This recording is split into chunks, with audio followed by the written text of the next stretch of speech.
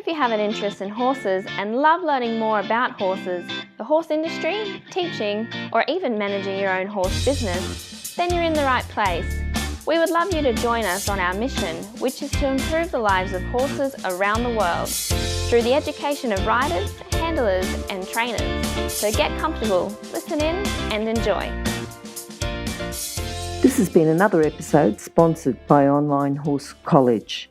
If you haven't had a look at the wide variety of equine-specific accredited courses, then go to onlinehorsecollege.com and I'll see you over there. Sophie Barrington and Archer Creative are the experts in equine marketing, and Sophie understands how to achieve success in the horse industry, providing innovative and outcome-driven marketing services that result in a dramatic difference to your bottom line. Go to horsechats.com, search for Sophie, search for Barrington, or search for Archer Creative to find her contact details. And I'm delighted, of course, to have Sophie on today to talk to us about 10 trends for a thriving social media presence in 2019. And I just can't think of anyone better, Sophie, than you to talk about this. So thank you for coming today. Thank you for having me, Glenys. Now, Sophie, I know that, we talk about social media presence and social media marketing, and it's just totally different. How long has social media marketing been around? Because I'm sure that you talk to a lot of people, in the pre-computer, pre-internet days, so there was just nothing at all like it. It was maybe word of mouth, but social media, it's quite big, isn't it? Oh, absolutely. Social media is a huge beast, and often it's quite overwhelming for a lot of business owners to get a handle on, and that's because it changes so frequently. A lot of business owners feel they can't always keep up to date with those changes. But social media, I suppose, in a nutshell, is really over a decade old for some of the major platforms. And social really is something that began as a very low-cost advertising platform. You could get a lot of gains very quickly from social media, and it was really something that was very new not that long ago, in the sense of a lot of businesses felt they needed to be on social because everyone else is. That's really so. What we're going to talk about today are a couple of trends that are predicted for this year, and you'll see very quickly, what social media is becoming and really what it has to be all about for the equine business. Okay, good. Now, I know that people talk about trust and privacy, like some people, and I've heard them, I'm not going to have a Facebook account because there's no privacy on it or whatever. But can you talk to us a little bit about trust and privacy within social media? Most definitely. So 2018 was actually a really turbulent time for social.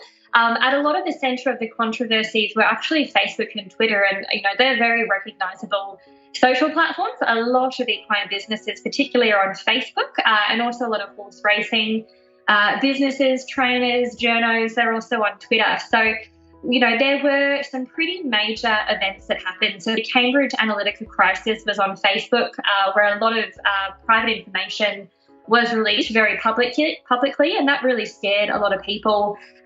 Twitter had to purge millions of fake accounts from its platforms in 2018. And even on Instagram, a lot of celebrity-level influencers have actually kind of been shown to have a lot of inauthentic likes, follows, and comments. So what we're actually seeing is that a lot of this fakeness, fake news, release of information into the atmosphere, in the sense of those crises that happened. That has really been taken a tumble for social media platforms. So we know that trust is hard won and easily lost.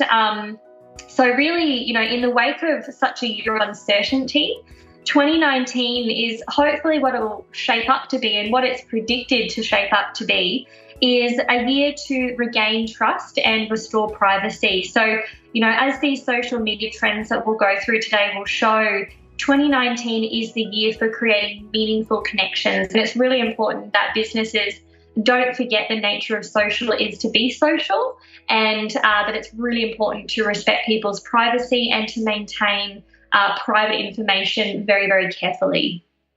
Sophie, you talked about 2019, but authenticity. Is it the year of authenticity? Yes, it is. So a lot of marketers who are commenting on social media, given everything that happened in 2018, they are tipping that 2019 is the year of authenticity on social media. So for a lot of businesses, this means really looking at how they can be more authentic on social media. So really moving away from hiding behind a company logo, moving away from very static, out-of-touch updates, and really getting deeper into more storytelling, showing what happens behind the scenes, being a little bit vulnerable, including stories that are perhaps a little bit raw and emotional to really tap into that shared emotion that we all have as human beings. So a lot of the trends that are predicted for 2019 are around telling stories to create more transparent and meaningful relationships. And this was really, this started actually, funnily enough, in early 2018.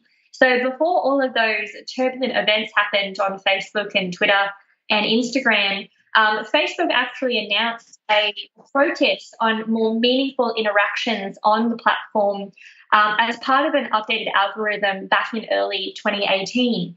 So this algorithm favours genuine interaction and engagement, and it actually penalises baiting tactics. So something I see a lot of horse businesses do, and this is not just limited to horse businesses, but I am commenting on the industry, obviously, particularly, is I do see from time to time some businesses still utilising baiting tactics on social media, where they put up a post and to basically generate engagement, they're asking people to like it or to share it or to comment on it. And we have to be really careful that we don't be seen as trying to bait engagement, because we might actually get penalised by platforms like Facebook. So we need to think about how, as businesses, we can actually get better at storytelling if we want to cut through all the clutter, because it's obviously a very competitive environment on social media. So one thing that has emerged on, firstly, Snapchat, and now Facebook and Instagram and YouTube and even LinkedIn are actually more dynamic ways for people to tell their stories and brands to tell their narratives. And these actually aptly name stories. So Instagram stories is one of the very popular methods of creating a post now on the platform. All right. And how can we build this better? So if we're talking about building a better brand narrative or telling stories, storytelling, how can we make it better? Well, I guess it's really understanding that people don't buy products, they buy stories. They buy a story that means something to them. And often the hero of the story has to be the customer. It needs to speak to them. It needs to tap into either their pains or their desires or something else that's happening in their lives to make it relevant to them. But it's also, being more focused on telling your own story as a business owner or as an employee, to help to build that trust, because sharing stories and being vulnerable often means that we can become more trustworthy because we're willing to show ourselves from behind the scenes. We're not just hiding behind a company logo or, hiding behind some other method where it's not really as human as obviously a human face and a human voice are. So these stories that I mentioned, as I mentioned, it started on Snapchat, this kind of vertical form content that basically disappears after about 24 hours. And it's really taken off on Instagram and Facebook and even YouTube. And actually, funnily enough, it's now on LinkedIn, which is quite unusual, given it's a very different B2B platform, not so much for the consumer side. So basically, this idea taps into our biology of telling stories. Throughout millennia of human existence, we have told stories as a way to connect, to share language and to share history. And so it's very, very human for us to be willing to actually tell stories. So I mentioned before that, consumers actually respond really positively to brands who are more vulnerable, who actually open up. And I think that we can all have, take a bit of a page out of this book of being vulnerable and showing what happens behind the scenes. It might be showing how your office is run for a certain horse business, or meeting some of the staff who work at your riding school, or even some of the horses, of course. or it might be showing, how your product is manufactured, where it comes from. All of those things are really important, and actually creating content that shows those things is really powerful because it becomes more human and it obviously becomes more relatable. Yep.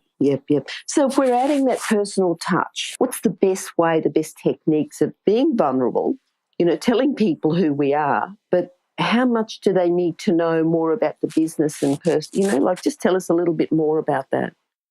Yeah, well, we want to make sure that we don't put ourselves in a way that will be unprofessional. So there is a careful line to be drawn, I think. So, a business owner or someone who works within the business, whether it's a high-level person or an employee, showing their faces, telling their stories is really wonderful, but we don't want to teeter on to actually oversharing. So there's no reason to tell stories that would be inappropriate to share. Obviously, there's no reason to share inside information about your business and how it's run, if that would be detrimental, obviously, to your business, either your reputation or the bottom line, of course. We don't want to be creating any mistakes that would open ourselves up to situations like that. But basically, we want to really move away from hiding behind the logo because when we think about doing business with people, we often want to do business with people that we know, people that we like, and obviously a natural extension of that is that we actually trust them. So we can't really create trust if you have no idea who's at the other end. If all you see is a logo, you don't really know who you're talking to, who you're buying from. So actually showing the faces behind the scenes is a really great way to engage people. And this might be the owner or a high-level leader or even an employee. It doesn't need to be someone who's in a position of power. And even actually showing employees is really wonderful because we're not just showing people who have the influence within the company. We're showing people who go to work every day and put in the efforts to make everything possible that happens at the company. So basically, we can engage employees and certainly the directors and the founders, of course, in those stories with video content, having them contribute to blog content, having them talk on podcasts like this. Webinars as well are really, really wonderful too. And just utilising all the different functions on social media. So those Instagram stories and Facebook stories that I mentioned, and really just experimenting and seeing what kind of content you're comfortable making, and then obviously what kind of content gets the reach and the engagement that you're hoping for. Okay. Now, you've talked a little bit, in the past about video. Tell us a bit more. We're using video for the social media presence. Is that the best way, or images, or just tell us a bit more about what else we should use. And also, too, if we are using video, something about, the length, the software, the quality. I'm sure you've got a mass amount of information here, but we might have to come back again and do another complete podcast on video, but just tell us a few tips there as well. Look, video still continues to hold top spot as one of the most engaging forms of social media content, hands down. And even stories typically are essentially, they can be static images, but what works best is actually moving the image. So it could be a really short, essentially kind of 30-second or shorter spurt of video, or it might be a longer piece to camera or something in that kind of format. But basically, videos are still really powerful. It's really important to think about, of course, elements like quality. One really important thing to remember if you are producing videos for platforms like Facebook is that your video will show in the newsfeed muted. So the best thing to do is actually add captions to your video so that no one's missing out on the important message. Often when people are scrolling, they'll see those captions, and if they read something that interests them, they'll then click on the video and then the sound will start. So we don't want to miss out on that by not having captions. But that being said, there's all sorts of types of videos. So you can get really creative and have a lot of fun with video content on social media this year. So there's short videos, which are typically, up to 30 seconds in length, making sure you have those captions in place so you don't miss any potential viewers. Long videos, normally, a minute or longer. They might even go right up to kind of documentary length videos. They're going to be really ideal for platforms like YouTube and Vimeo, where people are actually wanting to look purely for video content on Facebook and Instagram, we would be interrupting them or asking too much if we were asking them to, spend minutes or even longer watching your video. So just being mindful of the timing of your videos and where it's going to be the best place to publish them. As I mentioned, Instagram stories are what's called vertical videos. So they basically are produced very, very quickly and easily, normally using a mobile phone, and they actually last for around about 24 hours typically. So they will disappear. They're only a short life content, so to speak, but they're really wonderful to display on mobile phone because they're video. It means because they're vertical, it means they're actually perfect for displaying on that mobile phone screen, being that rectangular shape. There are live videos where you simultaneously record and broadcast in real time. They can also be really, really wonderful above and beyond recorded videos. And lastly, selfie videos. So people actually holding a device themselves and looking into it like you do when you take a selfie photo. So a lot of those types of videos are doing really well. They're often very much done on the fly, whether it's at a horse event or even people traveling on the road. So if you're a passenger in a vehicle and you're towing your horse float, a lot of people are using that kind of selfie format to actually really engage their audience and share some updates from their day and what they're doing. And those videos can work really well. If you're an equestrian coach or a horse riding instructor, or even if you aspire to be one, have a look at the free video series for horse riding instructors on the Horse Chats website. Go there now, have a look, horsechats.com. It's getting so much more sophisticated, the whole, I think marketing, social media. Anything else you can tell us about just the way that things are moving forward into that more sophisticated type form of marketing? Definitely. So what we're seeing with things like Facebook, so a lot of people are actually finding products on Facebook and then going through and purchasing a little bit later on. It doesn't always happen straight away, and that's why it's important to be advertising consistently if you are advertising on social media. But what's really interesting is what's happening here is that social media used to be basically an awareness and engagement part of the sales funnel. It was only seen to be something where people were using it purely to find products, maybe start researching, maybe stumble across things, but not really actively shop. That's really changing. Even Instagram shopping is starting to happen. So what's happening in the sales funnel, Facebook and the like are only starting to, they're not so much only limited to awareness and engagement in the sales funnel. They're actually now becoming the consideration and the purchase part of the sales funnel. And I think that's what's really interesting is that advertising is getting more sophisticated, and people need to be aware that people are making purchases on Facebook, on Instagram, or from Facebook to Instagram because they're seeing ads. Okay. What about groups within social media? We talk about it being social. Should we form groups? Should we create communities? Can you talk a bit about that?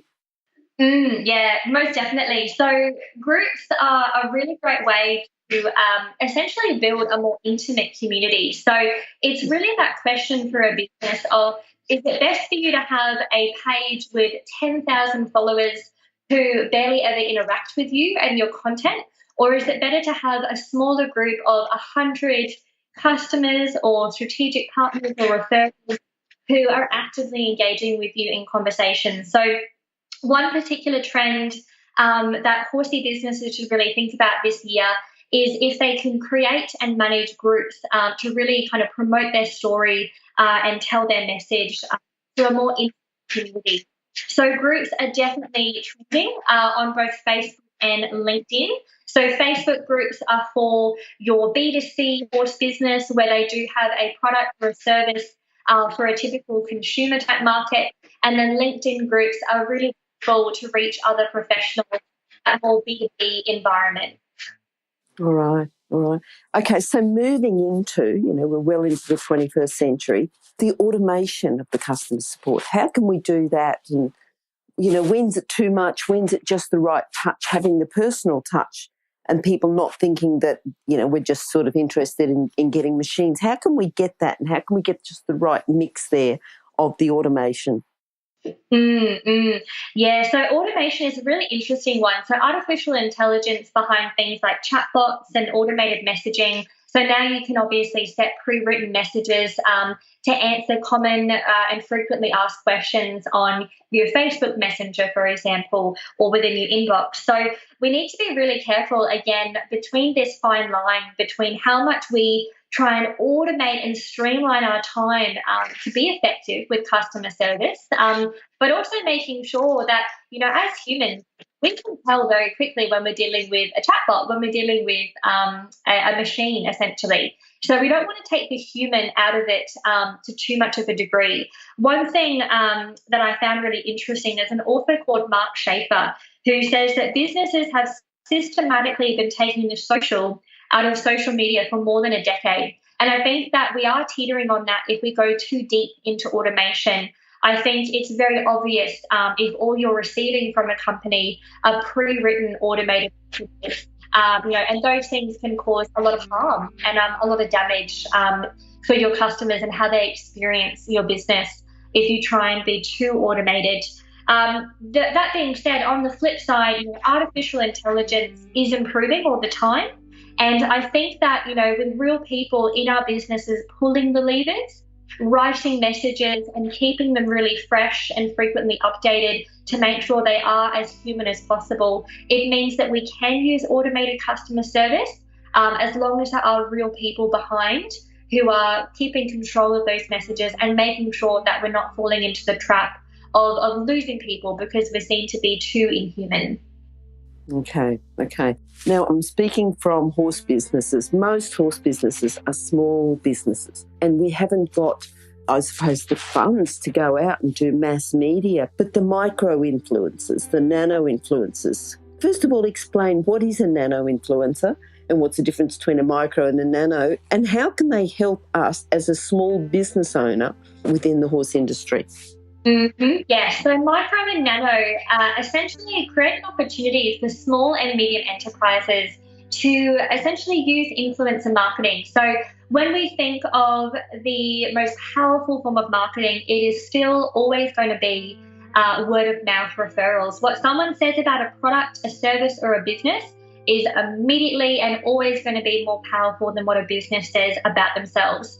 But as you can imagine, a lot of celebrity level influencers who have hundreds of thousands or even millions of followers, the cost of getting their endorsement is going to have a very high price tag, and that's just going to be prohibitive. So what we are seeing emerging in response to all of that are micro and nano influencers. So micro influencers normally have around kind of that 10,000 follower mark, maybe a little bit more, but well and truly in the tens of thousands, not in the hundreds of thousands where the price tag can get too steep. And then nano influencers are even smaller than that. So they might be an individual competitive horse rider, for example, who has between 1,000 and 5,000 followers. Now, what we're looking at when we talk about influencers is that level of influence. So it's all well and good for someone to have 1 million followers, but if they're not actually getting real engagement, it's pretty pointless, and it really is a waste of money. So even someone who is essentially a representation of your ideal customer. So say, for example, it's medium level eventer, young female who's very switched on, very with social media and has around 5,000 followers and gets a lot of engagement on her Instagram account. She's going to be someone who could work really well with a company who wants to promote clothing or equipment and the like to her audience, but without having to obviously foot a really, really high bill. Okay, it's certainly a good tip for small business owners. Now, you talked before about the whole storytelling.